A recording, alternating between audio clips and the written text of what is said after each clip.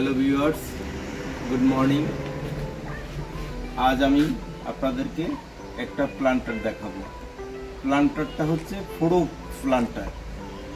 একটা ব্যাঙের ভিতরে কি করে গাছ রোপণ করা যায় সেটা নিয়ে আমার ভাবনা, আর সেটাই আমি আজকে আপনাদেরকে কি প্রসেসের মাধ্যমে তৈরি করা যেতে পারে সেটা আমি আপনাদেরকে দেখাচ্ছি।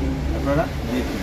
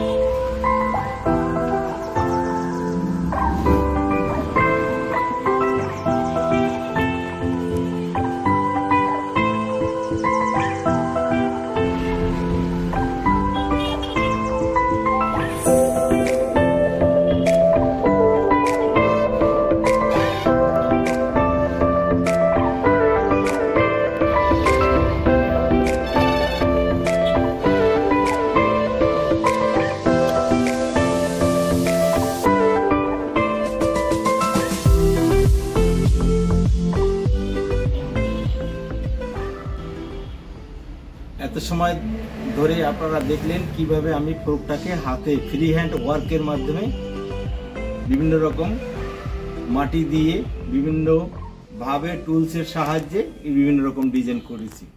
এখন এটাকে ফায়ারিং এর পরে আবার এটাকে বিভিন্ন আঙ্গিকে পেইন্ট করা যাবে।